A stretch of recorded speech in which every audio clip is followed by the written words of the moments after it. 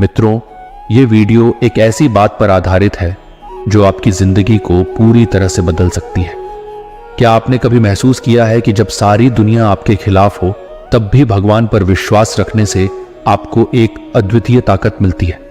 जब कोई आपकी मदद नहीं करता तब भगवान का हाथ आपके साथ होता है। यह विश्वास ही है जो हमें संघर्षों से बाहर निकालता है और हमें आगे बढ़ने की शक्ति देता है। इस वीडियो में हम आपको कुछ ऐसी महत्वपूर्ण बातें बताएंगे जो आपको अपने विश्वास को मजबूत करने और मुश्किल समय में भी शांति बनाए रखने में मदद करेंगी। सोचिए, अगर आपके जीवन में ऐसा कोई पल हो जब सब कुछ ढहने लगता हो और हर रास्ता बंद दिखे, लेकिन अगर उस समय आपके पास भगवान का भरोसा हो तो क्या आप नहीं महसूस करेंगे कि आप अकेले नहीं हैं?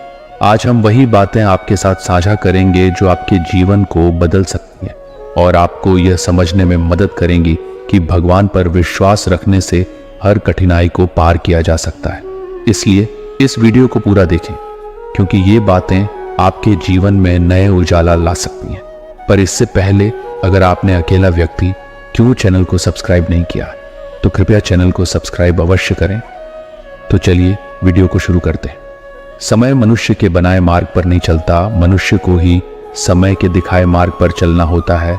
इसी को नियति कहते हैं। जीवन कठिन तब लगता है जब हम स्वयं में बदलाव करने की बजाय परिस्थितियों को बदलने का प्रयास करते हैं। जब समय आपके विपरीत चल रहा हो तो शांत रहना ही सबसे बेहतर होता है। कुरुक्षेत्र की युद्ध भूमि में हुए महाभारत के भीषण युद्ध के प्रारंभ में ही अर्जुन युद्ध भूमि में अपने चारों तरफ युद्ध की इच्छा से आए हुए अपने परिजनों, भाई बंधुओं और गुरुजनों को देखकर घबरा जाता है, निराश और हताश हो जाता है और बहुत ही दुखी होकर वह श्री कृष्ण के समक्ष अपने दुख और दुविधा को प्रकट करता है।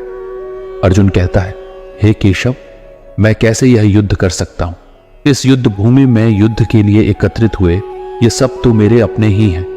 मैं कैसे पितामह भीष्म और गुरु द्रोणाचार्य से युद्ध करूंगा, क्योंकि यह दोनों तो मेरे पूजनीय गुरुदेव। इसलिए इन गुरुजनों को मारने से तो अच्छा है मैं भिक्षा मांगकर जीवन यापन करूं। हे मधुसूदन, जिन कौरवों से मैं युद्ध करने जा रहा हूं वे सब धृतराष्ट्र के पुत्र मेरे भाई ही तो हैं, मेरे अपने ही हैं। इन सबको मारने से तो अच्छा है कि मैं सन्यासी बन जाऊं। अगर यह युद्ध हुआ तो करोड़ों लोग मारे जाएंगे। जो सैनिक और योद्धा इस युद्ध में मारे जाएंगे उनकी स्त्रियों का क्या होगा? नहीं कृष्ण, मैं यह युद्ध नहीं कर सकता। अपने ही कुल का विनाश करके मैं कैसे सुखी हो सकता हूं? हे कृष्ण, मुझे समझ नहीं आ रहा है। मेरी बुद्धि भ्रमित हो रही है, मेरा सर फटा जा रहा है, मेरे पैर कांप रहे हैं, मेरी त्वचा जल रही है, मेरा गांडीव धनुष मेरे इन हाथों से छूट रहा। हे कृष्ण, मेरा मार्गदर्शन करो, मुझे ज्ञान दो, मुझे बताओ कि मैं क्या करूं। अर्जुन की इस दयनीय अवस्था को देखकर भगवान श्री कृष्ण ने श्रीमद् भगवद गीता का वह दिव्य और अलौकिक ज्ञान अर्जुन को दिया, जो न केवल अर्जुन के लिए बल्कि हजारों वर्षों से संपूर्ण मानव जाति के लिए और आज के आधुनिक युग में भी प्रत्येक मनुष्य के लिए मार्गदर्शक बना हुआ है।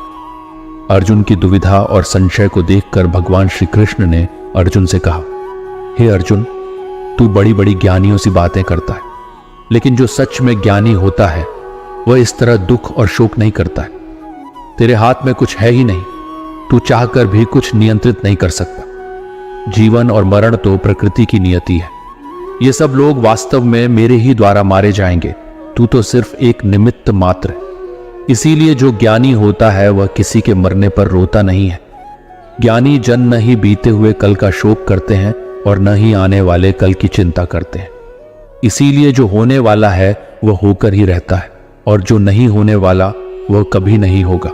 ऐसा जिसको समझ में आ जाता है, जिसकी बुद्धि में आ जाता है, उसे कोई दुख नहीं सताता, उसे कोई चिंता नहीं सताती।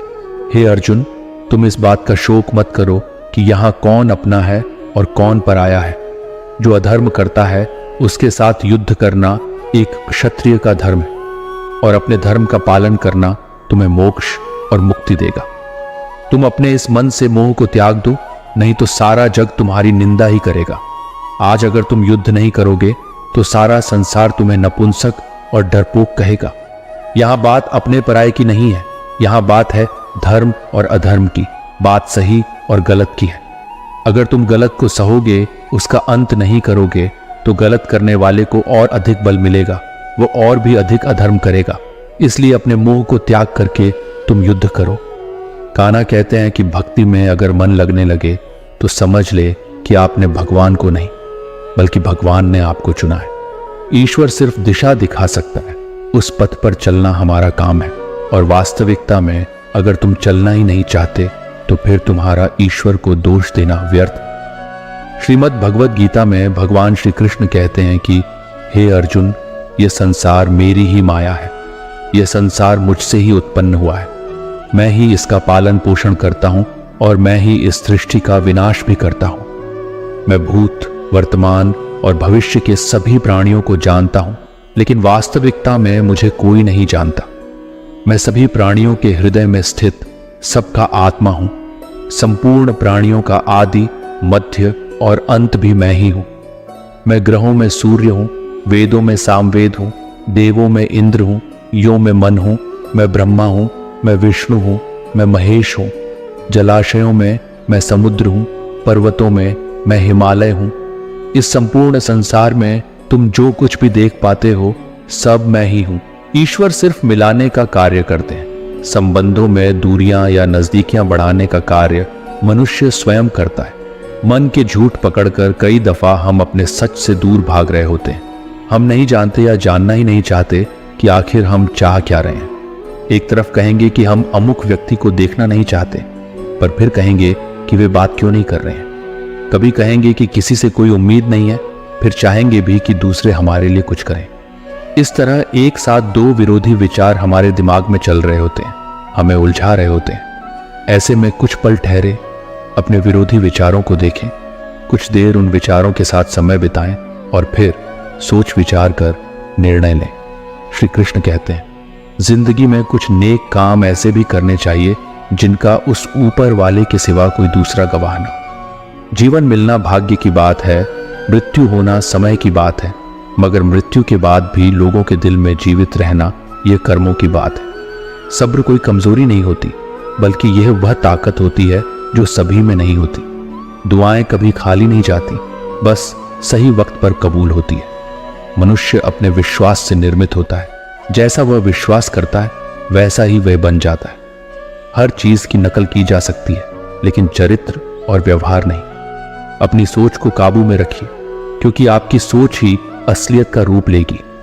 अगर नीयत अच्छी हो तो नसीब कभी बुरा नहीं होता। वक्त बनाने वाले को जरा सा वक्त देकर देखो, वह आपका वक्त बदल देगा। दिमाग में विचारों की भीड़ जितनी कम होगी, जिंदगी का सफर उतना ही आसान होगा। मन का झुकना भी बहुत जरूरी है, सिर्फ सर झुकाने से भगवान नहीं मिलते। अगर आप उन बातों और परिस्थितियों की वजह से चिंतित हो जाते हैं जो आपके नियंत्रण में नहीं है, तो इसका परिणाम समय की बर्बादी और भविष्य का पछतावा है। आप दुख पर ध्यान देंगे तो हमेशा दुखी रहेंगे, आप सुख पर ध्यान देंगे तो हमेशा सुखी रहेंगे, क्योंकि आप जिस पर ध्यान देते हैं वही चीज सक्रिय हो जाती है।